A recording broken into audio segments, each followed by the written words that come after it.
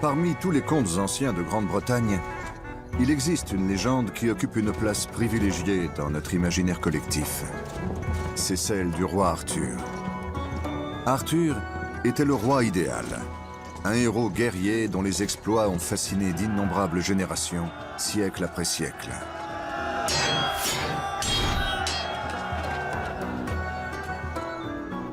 C'était un chef sans peur et sans reproche, qui régnait sur une cour fabuleuse aux côtés d'une reine à la beauté enchanteresse.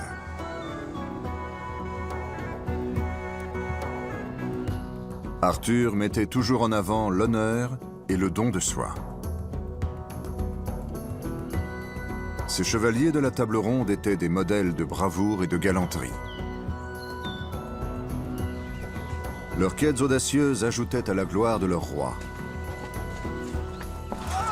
En son nom, ils combattaient pour la justice.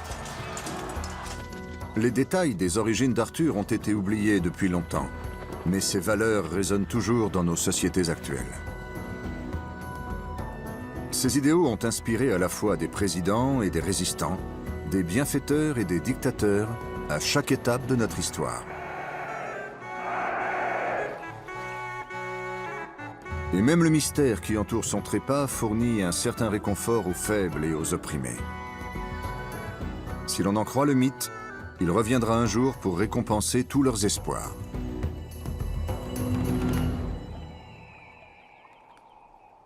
Mais quelle certitude avons-nous sur ce roi mystérieux? Les archéologues ont cherché dans toute la Grande-Bretagne la position exacte de sa légendaire forteresse de Camelot. Les historiens ont étudié chaque manuscrit ancien à la recherche du moindre indice sur l'existence réelle du roi Arthur. Les aventuriers ont tenté de reprendre sa quête du Saint Graal.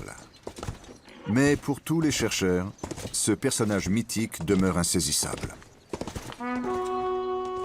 Voici la véritable histoire de la légende du roi Arthur.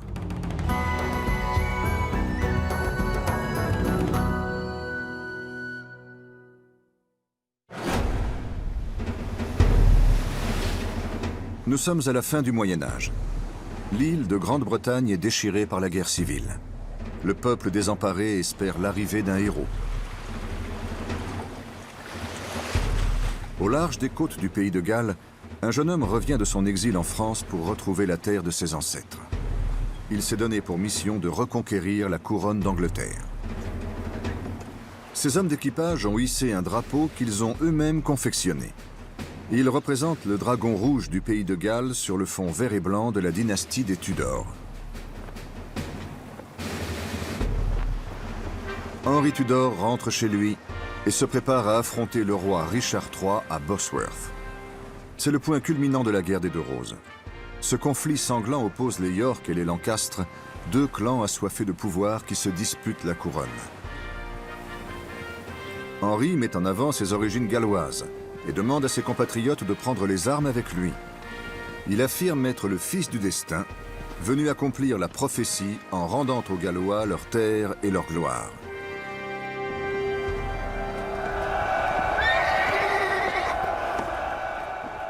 L'ascension d'Henri est marquée par des symboles forts, qui apparaissent également dans un livre publié cette même année, en 1485. Cet ouvrage parle d'un jeune héros qui surgit lui aussi en pleine guerre civile pour accomplir son destin en s'emparant de la couronne. C'est l'un des tout premiers livres imprimés et vendus à grande échelle en Grande-Bretagne. Il est produit par William Caxton, le premier imprimeur d'Angleterre. Il a pour titre « La mort d'Arthur ». Écrit par Sir Thomas Malory, il raconte l'histoire du roi Arthur et de ses chevaliers de la table ronde. C'est cette légende qui sera racontée pendant des siècles. Arthur a de nombreux points communs avec Henri Tudor. Il est appelé à devenir roi de toute l'Angleterre, il a passé une période très importante de sa vie en France, et il est en réalité d'origine galloise. Dans les vieux contes du pays de Galles, Arthur n'est pas un roi, en tout cas pas un personnage historique. C'est une figure légendaire. Il y est décrit à la fois comme un géant et comme un tueur de géants. Et il a un comportement plutôt fourbe, très différent de ce qu'on peut voir dans le livre de Malory. C'est un héros légendaire vraiment typique.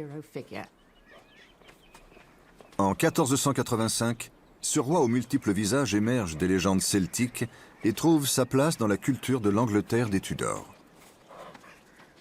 Malory a écrit son ouvrage en pleine guerre des Deux Roses, et il s'en est clairement inspiré. Il parle de la rivalité entre deux prétendants au trône, laissés vacants par Uther Pendragon. Et dans son livre, Malory dit « Si seulement les rois d'aujourd'hui avaient autant de noblesse que ceux des temps jadis ». Il repense avec nostalgie à cette époque révolue, pendant laquelle il aurait aimé vivre. Dans le récit de Malory, chaque prétendant à la couronne peut tenter de retirer l'épée du roi d'Angleterre de l'enclume où elle est enfoncée. Seul le jeune Arthur y parvient. Et personne, pas même lui, ne se doute qu'il est en réalité le fils et le véritable héritier d'Uther Pendragon. Uther Pendragon est tombé amoureux d'une femme mariée. Il a donc conclu un pacte avec l'enchanteur Merlin qui a changé son apparence. Alors Uther a fait l'amour avec cette femme sans qu'elle connaisse sa véritable identité. Et Arthur est né de cette liaison trompeuse et adultère. Il a ensuite été confié à Merlin, qui s'est chargé de son éducation.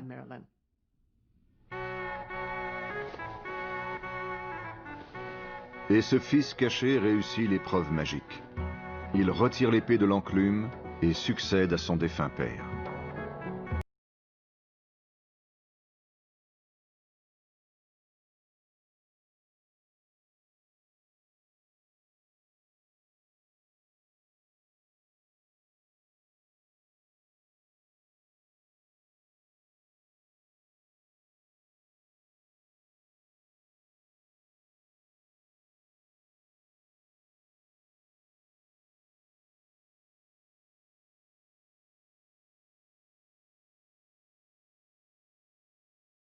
Tout en combattant le mal sous toutes ses formes, ils poursuivent la quête mystique du Saint Graal.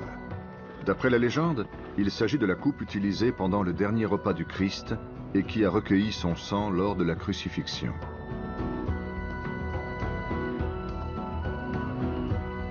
Le plus courageux de ces chevaliers s'appelle Lancelot. Son épée est au service d'Arthur, mais son cœur appartient à la reine, Guenièvre. Dans la littérature classique, Guenièvre n'a jamais été condamnée pour cette relation adultère. Je pense que pour beaucoup de gens, c'était inhérent à la nature féminine. Évidemment, les mentalités ont beaucoup évolué depuis. Et les romans plus contemporains présentent une image très différente de Guenièvre. Elle parle beaucoup plus, par exemple. Mais ce que je trouve particulièrement intéressant chez ce personnage, c'est qu'il est directement issu des plus anciennes traditions galloises. Guenièvre a d'abord été présentée uniquement comme l'épouse du roi, puis comme une source de conflit. Et elle a enfin trouvé sa voie dans les écrits des XXe et XXIe siècles, quand les gens ont commencé à se demander que faisaient les femmes au sein des légendes arthuriennes.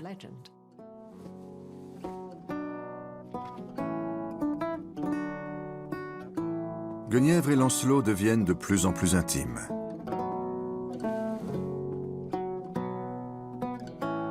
Leur amour grandit jusqu'à devenir un feu dévorant qui détruira ce royaume parfait.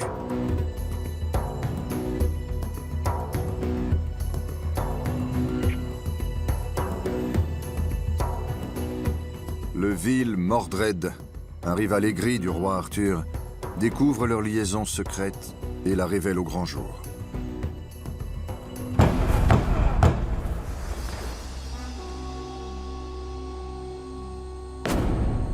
La cour de Camelot subit alors un bouleversement considérable. Arthur doit condamner à mort sa propre reine.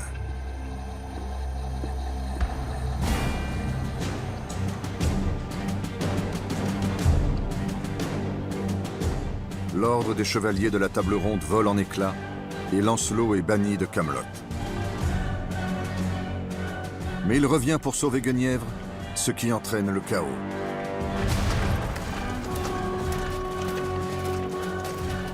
Mordred lève une armée afin de pousser le roi à capituler.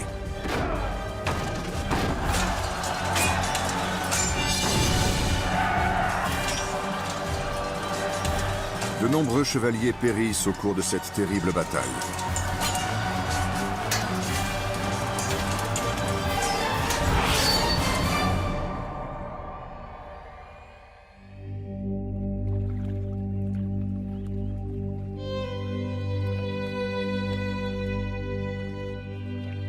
Mortellement blessé, Arthur est emmené loin du champ de bataille, jusqu'à la mystérieuse île d'Avalon.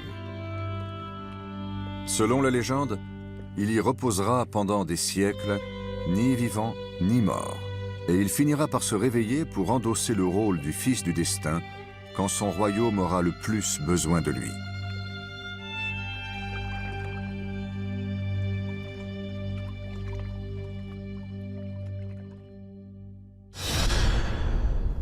C'est pourquoi, en 1485, de nombreux Gallois considèrent que la prophétie s'est enfin accomplie.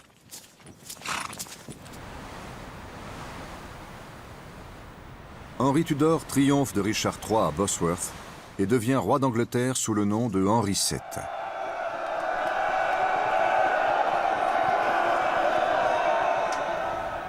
Pour les Gallois, le drapeau d'Henri est un symbole d'espoir venu tout droit des légendes arthuriennes. Cette bannière évoque une prophétie mystérieuse énoncée par Merlin. C'est un combat entre un dragon blanc et un dragon rouge. Le premier est sur le point de gagner, mais au dernier moment, il est terrassé par le dragon rouge, qui représente le pays de Galles.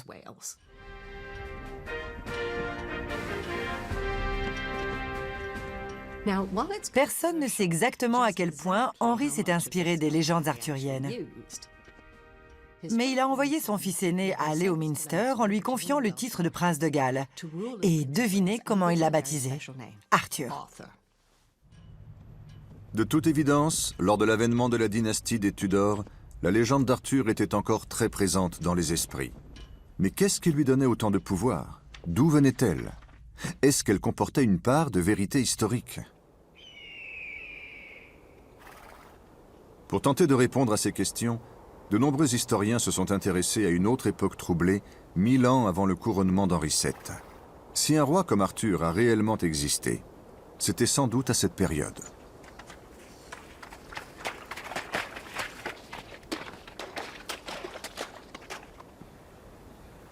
Pendant les siècles qui ont suivi la chute de l'Empire romain, les peuples bretons qui vivaient au sud de la Grande-Bretagne étaient entourés de forces hostiles.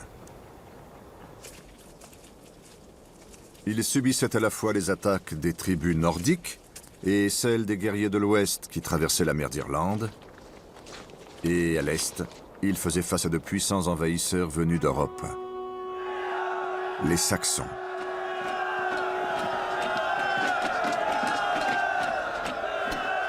Les Bretons avaient besoin de chefs de guerre pour défendre leurs terres.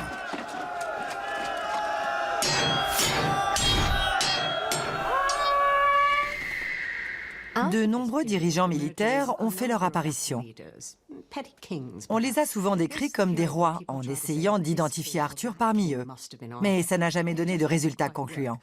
En réalité, tous ces individus ont contribué à créer l'image très forte d'un souverain généreux et prêt à se battre pour son peuple. Et à travers les récits qui ont été faits sur ces différents chefs, la légende d'Arthur a progressivement acquis un aspect historique, celui d'un roi providentiel destiné à sauver son peuple. Alors qui était ce fameux héros qui a repoussé les Saxons? Quelles étaient ses valeurs, sa culture? Qu'est-ce que son peuple voyait en lui? Pour comprendre ce personnage, il faut à nouveau se tourner vers le passé en remontant beaucoup plus loin.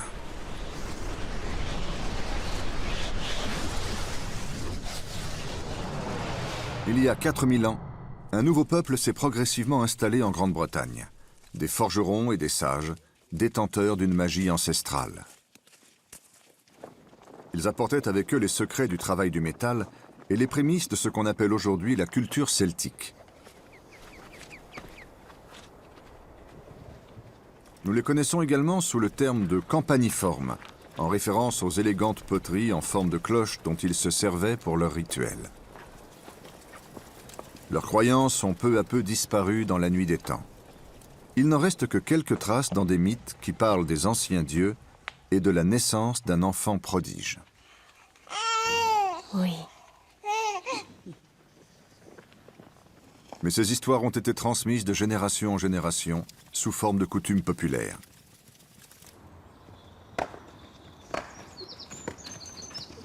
À la fin de l'âge de fer, il y a 2000 ans, les mythes et légendes de ce peuple faisaient partie intégrante de la vie des Bretons.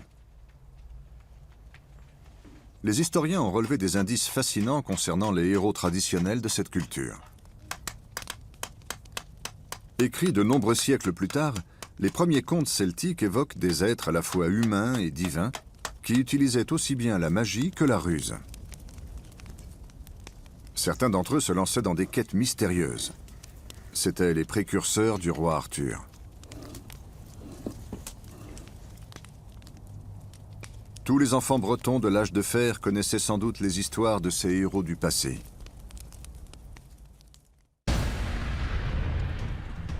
Mais leur mode de vie paisible a été soudainement bouleversé. En l'an 43 de notre ère, les Romains ont envahi la Grande-Bretagne à la recherche de ressources minérales, de terres fertiles, d'esclaves et de gloire. Ils ont construit d'immenses camps militaires, comme celui de Caerleon dans le sud du pays de Galles.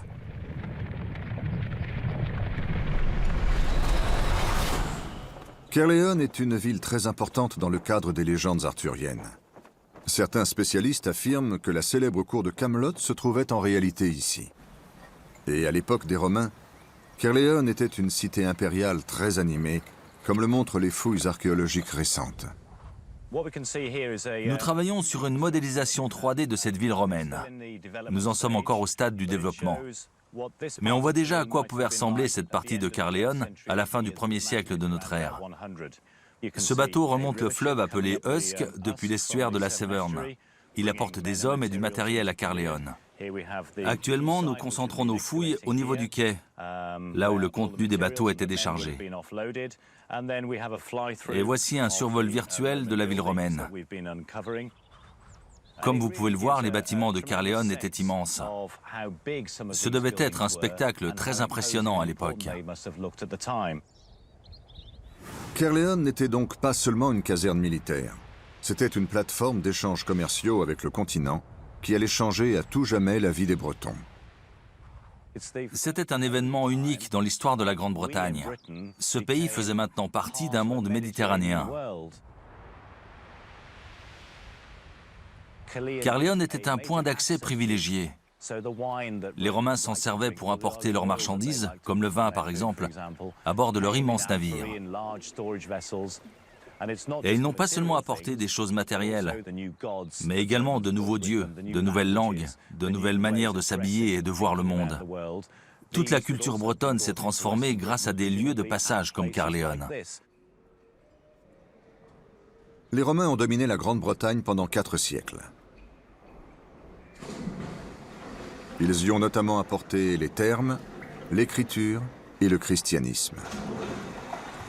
Cet héritage aura une grande influence sur l'histoire du roi Arthur. Mais lorsque leur empire s'effondre, les Romains quittent la Grande-Bretagne, laissant derrière eux un vide politique qui déstabilise le sud du pays.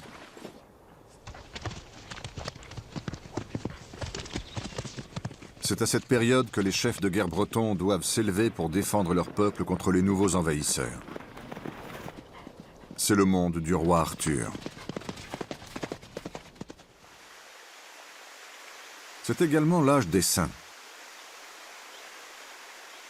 Des guides religieux tels que David, le saint patron du pays de Galles, incarnent le christianisme que les Romains ont introduit en Grande-Bretagne.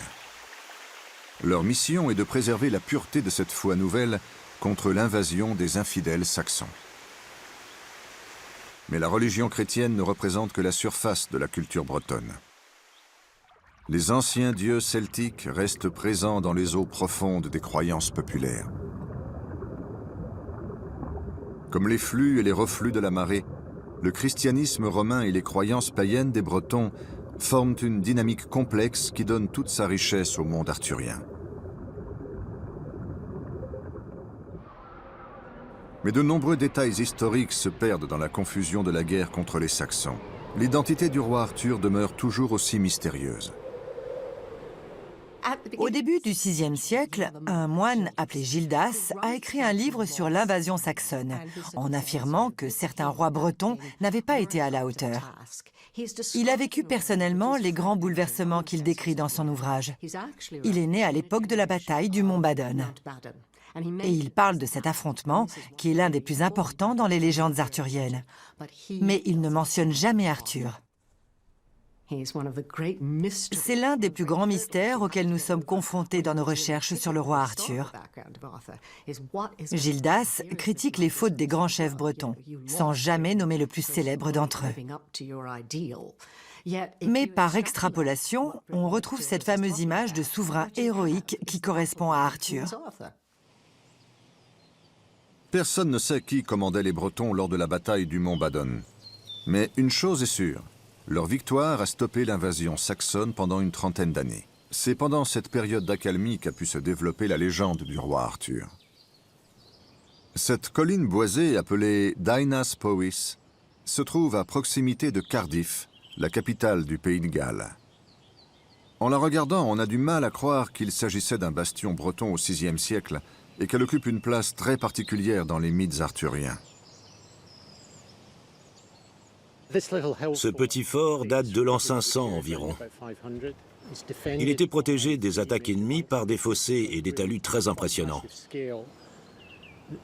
D'après les découvertes archéologiques, ce lieu était occupé par des gens de très haut rang. Ils ont fait venir de la Méditerranée des récipients en céramique qui contenaient sans doute du vin et de l'huile d'olive. Certains de ces objets provenaient peut-être de Constantinople, de la mer Égée, voire même de Carthage. Ils étaient destinés à des personnes très importantes. Ces richesses des temps anciens indiquent qu'une cour aussi luxueuse que celle de Camelot se trouvait peut-être sur cette colline. Ce site a été examiné par Leslie Alcock, le responsable du département archéologique de l'université de Cardiff dans les années 50. Au début, il pensait avoir affaire à un site datant de l'âge de fer, mais à sa grande surprise, il a découvert des artefacts des 5e, 6e et 7e siècles. Après cette trouvaille, Alcock s'est intéressé à un site datant de la même époque dans l'ouest de l'Angleterre, la colline de Cadbury Hill, que de nombreuses personnes associent aujourd'hui à la légendaire Camelot. Dans les années 50 et 60, les historiens ont essayé de déterminer si Arthur avait réellement existé. Les descriptions de Camelot et de la chevalerie arthurienne avaient manifestement été ajoutées à la légende au cours du Moyen-Âge. Nous nous sommes plutôt concentrés sur la situation juste après la chute de l'Empire romain, notamment l'émergence de royaumes anglo-saxons et l'invasion de l'Est de la Grande-Bretagne par un peuple de langue germanique. Et d'après Alcock, le roi Arthur et le site de Cadbury avaient parfaitement leur place dans ce contexte. Il est impossible d'identifier Camelot avec certitude, mais les sites archéologiques comme celui-ci nous donnent un aperçu de la situation historique à cette époque. Il n'y a aucune preuve archéologique de l'existence d'Arthur. Mais en étudiant cette ancienne colline fortifiée, on parvient à se faire une certaine idée du type de personnes qui vivaient là.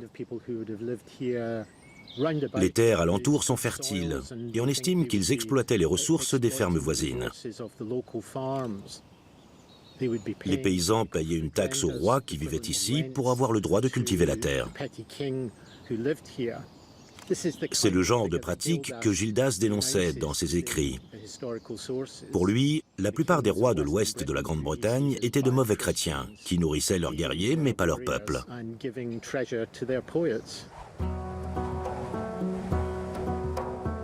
Tyrannique ou héroïque? Quoi qu'il en soit, les rois bretons ont arrêté les Saxons à la frontière de ce qui est aujourd'hui le pays de Galles.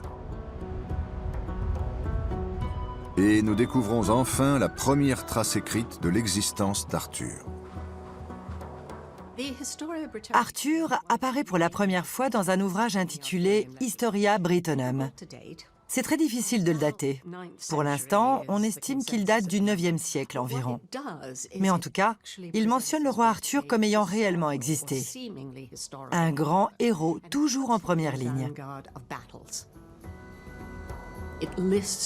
Toutes ces batailles sont listées dans ce texte et il est appelé Dux Bellorum, un terme qui signifie chef de guerre dans la culture de l'Empire romain. Cet ouvrage est la référence de base concernant la possible existence d'Arthur.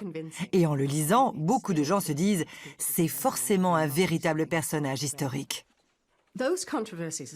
Quoi qu'il en soit, une chose est sûre, on s'éloigne de l'image mythique du géant qui combat les monstres. Ce personnage légendaire devient progressivement un meneur d'hommes. C'est un chef noble et vaillant qui sauve son pays en combattant à échelle humaine et non surnaturelle.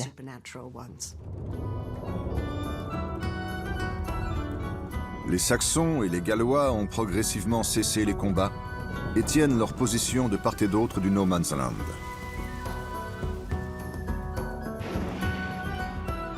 Du côté anglais de la frontière, le roi mercien Offa fait bâtir une longue structure défensive, l'une des plus grandes constructions en terre de l'époque, la digue d'Offa. L'image d'Arthur prend de plus en plus d'importance dans la culture galloise. C'est le héros qui a défendu la Grande-Bretagne chrétienne contre les infidèles venus de l'Est. La Bibliothèque nationale du Pays de Galles abrite les magnifiques manuscrits des premiers contes arthuriens. Le livre noir de Carmarthen et le livre blanc de Ryderch.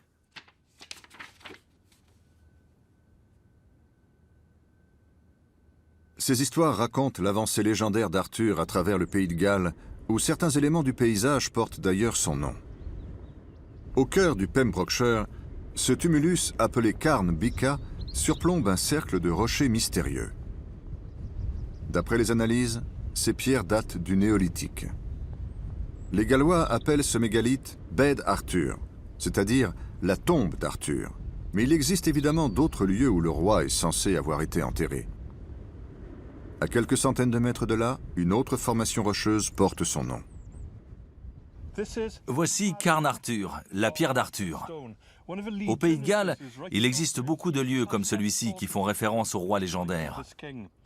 Il faut croire que c'était un cavalier très spécial, parce que 2 de ces endroits portent un nom qui signifie que les sabots de son cheval se sont enfoncés dans le sol. Qu'il ait réellement existé ou pas, il ne fait aucun doute qu'Arthur a laissé sa marque à travers tout le Pays de Galles. Évidemment, on peut se dire que c'est seulement un tas de pierres. Mais il suffit de lui donner un nom pour qu'il acquiert une certaine importance. À l'époque, les gens qui traversaient ces landes sauvages devaient se demander comment ces pierres s'étaient retrouvées dans cette position. Et ils ont inventé leurs propres explications, bien avant que les géologues comprennent que la fonte des glaces pouvait déplacer d'immenses rochers. Ils ont fait appel à leur imagination et ils ont appelé ce mégalithe Carn Arthur.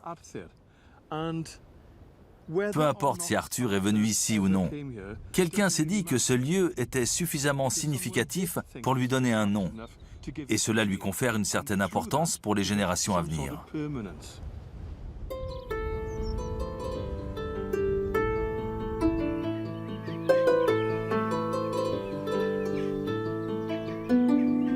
Malgré son héritage omniprésent et les prophéties qui annoncent son retour, il semble que le légendaire Arthur reste dissimulé au cœur des montagnes galloises, condamné à n'exister que dans la mémoire collective de son peuple.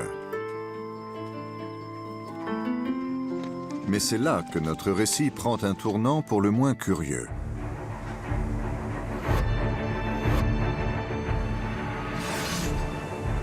En 1066, l'armée normande quitte la France et traverse la Manche. Guillaume le Conquérant s'empare de la couronne d'Angleterre. Pour consolider sa position, il fait bâtir des centaines de châteaux. 20 ans plus tard, il achève la construction du grand donjon du château de Chepstow, qui protège l'accès au sud du Pays de Galles. À présent, les Normands peuvent remonter le long des côtes vers l'ouest en bâtissant d'autres châteaux sur leur chemin. Il s'empare finalement du territoire appelé Marchia Walia, les marches galloises. C'est là qu'une nouvelle version de la légende arthurienne prend forme entre 1130 et 1140. Et c'est cet Arthur-là qui deviendra célèbre dans le monde entier. L'auteur de ce nouvel ouvrage a repris différents contes, notamment issus de la tradition bretonne, pour les fusionner en un magnifique récit cohérent. D'ailleurs, il avait lui-même des origines à la fois normandes et galloises, ou en tout cas bretonnes. Il avait hérité de ces deux cultures. Il connaissait à la fois l'ancien monde et le nouveau. C'était le candidat idéal pour façonner cette nouvelle légende, dans laquelle Arthur était un roi très puissant et très noble. Cet auteur s'appelait Geoffroy de Monmouth. Geoffroy de Monmouth a grandi près de l'ancienne ville romaine de Caerleon. En arpentant ces majestueux remparts, dont la plupart étaient encore debout à son époque, il la voyait comme une grande cité impériale. Dans son livre, il raconte qu'Arthur a été couronné ici, en présence de plusieurs dirigeants venus de toute l'Europe. Et grâce à cet auteur, de nombreux visiteurs viennent aujourd'hui encore à Caerleon, à la recherche du roi Arthur. Cette cité était 2 fois plus grande à l'époque des Romains. Et par la suite, quand Arthur est arrivé, il a certainement voulu faire bon usage de cette ville fortifiée dont l'amphithéâtre pouvait accueillir 5000 personnes. Alors pour moi, Arthur est un Gallois qui avait des liens privilégiés avec les Romains et qui a décidé d'installer sa cour dans cette forteresse. Nous recevons des visiteurs du monde entier, notamment des États-Unis, pour qui l'existence d'Arthur ne fait absolument aucun doute. Ils viennent à Caerleon pour voir l'endroit où il a réellement vécu. Alors je pense que cette ville incarne parfaitement la magie du roi Arthur. Pour moi, Caerleon est Camelot. Mais certains affirment que Geoffroy de Monmouth a transformé les vieux récits traditionnels en une propagande qui rend légitime la conquête normande. À la fois nobles et belliqueux, les Normands seraient les véritables héritiers de la Grande-Bretagne. Geoffroy s'éloigne de l'image bienveillante du roi Arthur. Il le décrit comme un puissant chef de guerre, plutôt agressif. Et d'une certaine manière, il suggère que le peuple normand conquérant a un certain droit sur la Grande-Bretagne. Il n'appartient pas aux Saxons, qui n'ont aucun lien avec la culture locale. Elle appartient aux Bretons. Selon Geoffroy, ils viennent de Troie. Ils partagent une partie de leur histoire avec les Normands, et ils ont donné leur nom à la Grande-Bretagne. La légitimité des Normands est donc incarnée dans cette nouvelle version d'Arthur. Le livre de Geoffroy connaît un immense succès, non seulement en Grande-Bretagne, mais également en Europe. Plusieurs auteurs français ajoutent leur propre pierre à l'édifice des légendes arthuriennes. Ils mettent l'accent sur les traditions chevaleresques typiques de la société française qui resteront des références pendant de nombreux siècles. Les histoires les plus célèbres sont les œuvres romanesques écrites au XIIe siècle par un auteur du nom de Chrétien de Troyes. Il a sans doute écrit l'histoire de Lancelot pour Marie de Champagne, la fille aînée d'Aliénor d'Aquitaine, qui a elle-même épousé le roi d'Angleterre, Henri II. On retrouve ce lien entre les Normands du continent et les Normands installés en Grande-Bretagne. Et en reprenant ces merveilleuses histoires bretonnes, Chrétien de Troyes comble un vide laissé par Geoffroy de Monmouth. Geoffroy écrit dans son livre que pendant la période de paix qui a suivi la victoire d'Arthur, de nombreux hommes particulièrement valeureux sont venus rejoindre sa cour. Et c'est cette période qui est abordée dans les nouveaux récits. Chrétien de Troyes ouvre de nouvelles portes dans le mythe arthurien pour y intégrer les règles de la chevalerie et de l'amour courtois qui sont respectées par le roi et ses chevaliers. C'est dans ce contexte qu'émerge la romance fatidique de Lancelot. Lancelot est le bras droit d'Arthur. C'est son meilleur ami et le plus vaillant chevalier du royaume. Mais évidemment, il tombe amoureux de Guenièvre, la femme d'Arthur. Et on arrive au schéma éternel du triangle amoureux. Dans la tradition romanesque, c'est très courant pour un chevalier de s'éprendre d'une femme mariée et inaccessible. Mais quand la reine elle-même tombe amoureuse du chevalier, c'est très problématique et ça entraîne forcément des conflits.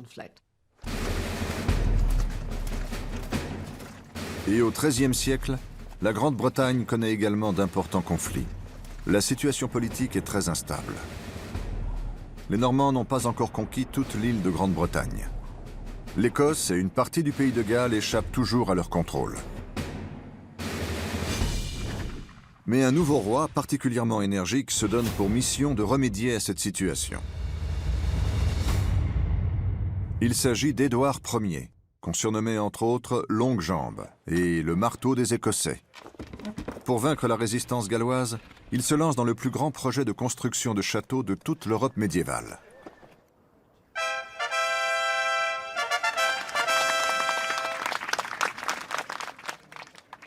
Il donne à son propre fils le titre de prince de Galles. Pour favoriser sa conquête de la Grande-Bretagne, il s'approprie ainsi le fameux mythe du fils du destin. Et il va même jusqu'à puiser des symboles directement dans les légendes arthuriennes. La célèbre table ronde, actuellement exposée au château de Winchester, date de cette époque. Édouard Ier a voulu conférer une certaine légitimité à sa campagne militaire en associant sa cour à celle du roi Arthur.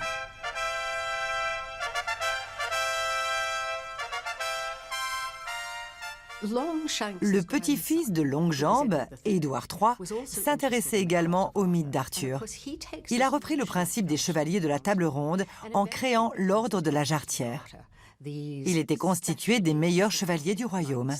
Et Édouard III a placé son propre fils, surnommé le Prince Noir, à la tête de cet ordre. Les thèmes arthuriens sont donc repris par les Anglais dans un contexte politique.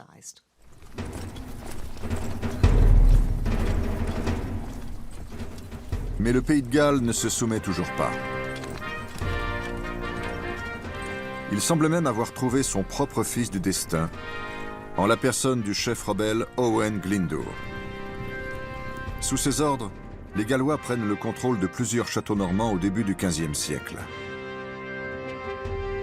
Glyndŵr est couronné prince de Galles et installe sa cour à Harlech afin qu'elle devienne une sorte de Camelot galloise. Il se donne pour mission de créer un pays indépendant. Mais 10 ans plus tard, cette rébellion est écrasée par les Anglais. Glyndŵr disparaît dans les brumes du pays de Galles, ne laissant derrière lui que des prophéties selon lesquelles il reviendra, tout comme Arthur, pour sauver son peuple.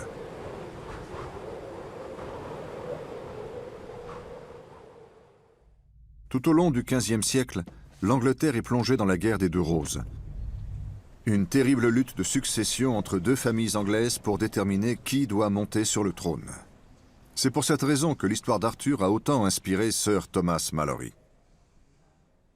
Cette légende s'intéresse à une question très simple. À qui revient la couronne? Au Moyen Âge, c'était très important d'avoir une lignée très claire, sans ambiguïté. Mais évidemment, Arthur n'a pas de fils légitime. C'est ce qui entraîne une bonne partie des conflits et l'intérêt lié à son histoire. En 1485, Henri Tudor remporte la guerre des Deux Roses, ce qui lui permet d'installer sa dynastie sur le trône. Et il fait également appel au mythe arthurien pour renforcer sa légitimité. Henri VII a appelé son fils aîné Arthur. Il est mort très jeune et c'est son frère qui est ensuite devenu Henri VIII. Mais c'est très intéressant de voir comment Henri VII s'est servi de la légende arthurienne. C'est un sujet très controversé, mais on remarque un schéma récurrent. À chaque fois qu'un dirigeant s'appuie sur le personnage d'Arthur, c'est pour se sortir d'une situation délicate. Ce mythe rappelle systématiquement un passé glorieux. Et pour Henri VII et ses compatriotes, il est très important de revendiquer leur lien avec cette gloire ancestrale. Les nobles gallois conservent précieusement des parchemins qui retracent l'histoire de leur famille jusqu'à l'époque des premiers princes de Galles, voire même plus loin encore, jusqu'au roi Arthur en personne. Mais au cours des générations suivantes, le roi légendaire devient de moins en moins important dans l'esprit des peuples de Grande-Bretagne, jusqu'à ce qu'un nouveau changement radical le place à nouveau au centre de l'attention. Et pourtant, ce n'est pas le type d'événement qu'on imagine pouvoir redonner vie à une légende ancestrale.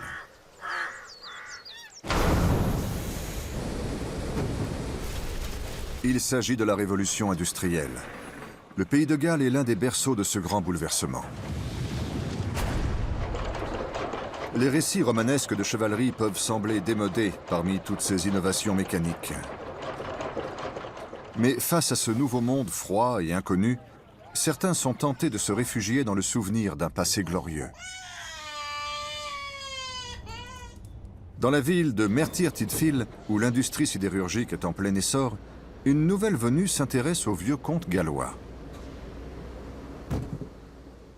Lady Charlotte Guest était une aristocrate élevée dans le sud-est de l'Angleterre.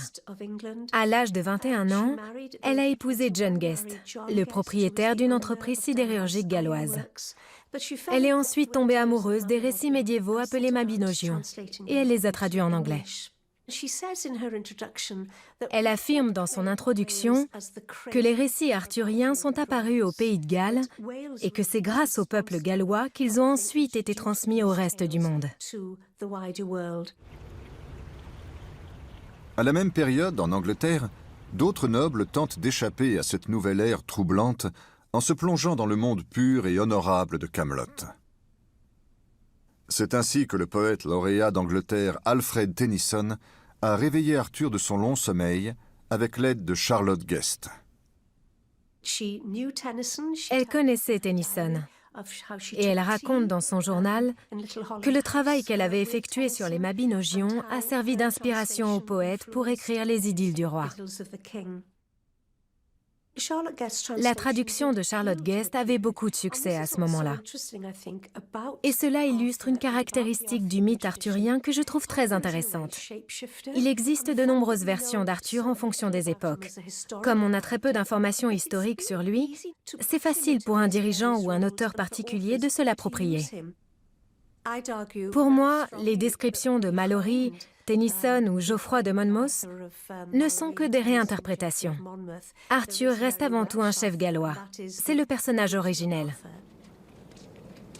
Mais le mythe arthurien s'est étendu bien au-delà des frontières galloises et il est utilisé lors des grands conflits idéologiques du XXe siècle.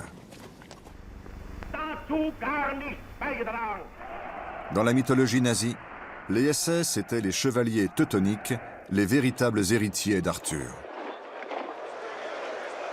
Heinrich Himmler, le lieutenant d'Hitler, était obsédé par la légende arthurienne.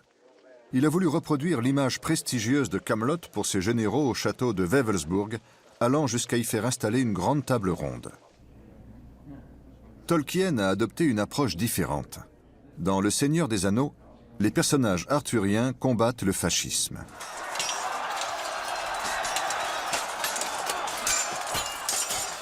Ce récit comporte une quête, une confrérie guidée par un vieux magicien plein de sagesse, et le retour du roi qui protège la terre du milieu contre un dictateur malfaisant. Et dans les années 60, le dirigeant le plus charismatique du monde a également été associé au roi Arthur. Camelot était l'un des surnoms donnés à la Maison-Blanche sous la présidence de John Fitzgerald Kennedy. Elle était perçue comme une cour honorable et idéaliste des temps modernes, avec un dirigeant visionnaire prêt à guider son peuple pendant la guerre froide. Never have the nations of the world had so much to lose or so much to gain. Together we shall save our planet, or together we shall perish in its flames.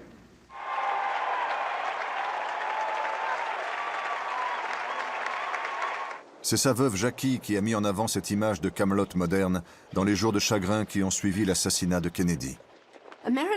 Les États-Unis sont très attirés par le mythe arthurien, parce qu'il correspond à une vision positive du Moyen-Âge. Les Américains se méfient souvent des guerres et des monarchies européennes. Mais ce passé à la fois glorieux et fictif les passionne, parce qu'on y voit les puissants au service du bien. Il nous faut des chefs bienveillants et soutenus par le peuple. Et la manière dont s'est achevée la présidence de Kennedy nous rappelle la légende arthurienne racontée par Malory. Kennedy était plein de promesses. On ne sait pas s'il les aurait tenues. Et c'est ça qui le rend similaire à Arthur. On se demande forcément comment les choses se seraient passées s'il n'avait pas été tué.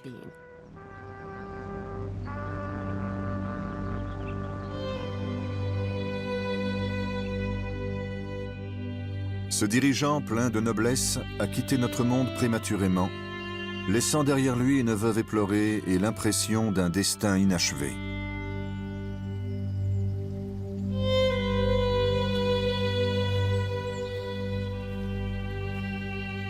Mais il reste encore la prophétie.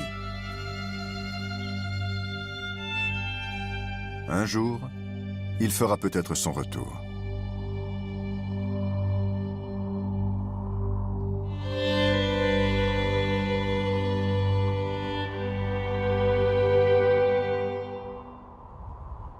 Les plus grandes batailles d'Arthur ont été livrées contre les Saxons.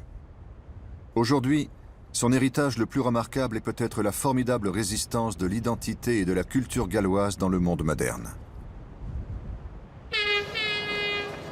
Lors de chaque jour de match à Cardiff, le dragon rouge est fièrement mis en avant. Il est toujours là pour symboliser la victoire des Gallois sur leurs adversaires. Et l'un des anciens héros du rugby gallois tire son inspiration du célèbre prénom royal. Parfois, je dis d'un ton désinvolte, « Bien sûr, je porte le nom du défunt roi » et j'observe la réaction des gens. Je me souviens très bien de mon premier match dans l'équipe du Pays de Galles. On jouait contre l'Angleterre. Tout le quartier du stade était enveloppé d'une brume qui rappelait les légendes celtiques. Les Anglais partaient favoris, mais il se trouve que ce jour-là, c'est nous qui avons gagné. J'ai senti toute la puissance de notre histoire et de nos traditions lors de cette occasion très spéciale. J'avais l'impression de mesurer 3 mètres de haut. Je me sentais comme un roi qui part au combat. Pendant toute son histoire, notre pays a vécu juste à côté d'une nation plus grande et plus forte que lui. Il nous faut des chefs, et le nom d'Arthur éveille en nous le sentiment que le peuple gallois peut produire de formidables dirigeants, capables d'inspirer une nation tout entière et d'accomplir de grandes choses. Il s'appelle Arthur en anglais, Arthur en français, Arturo en italien, et ainsi de suite pour beaucoup d'autres langues dans le monde entier. Mais pour moi, il a toujours été et il sera toujours un grand roi gallois, héroïque et guerrier. Et personne, pas même un historien, ne me fera changer d'avis.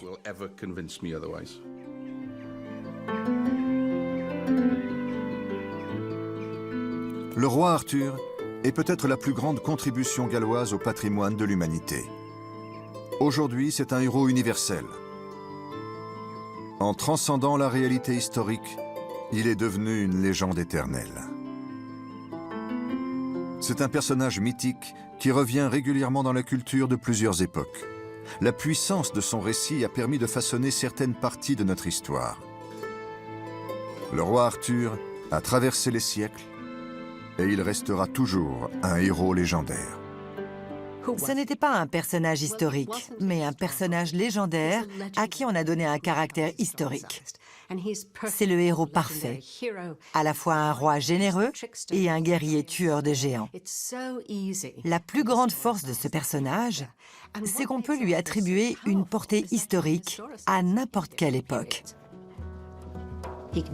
On peut le voir comme un roi du VIe siècle qui affronte les Saxons, comme un roi médiéval ou victorien, ou même comme un roi du XXe siècle. Et il aura également sa place au XXIe et au XXIIe siècle. C'est un personnage sur lequel nous pouvons projeter tous nos idéaux de noblesse, de sagesse, de beauté et de romance. C'est vraiment le mythe parfait.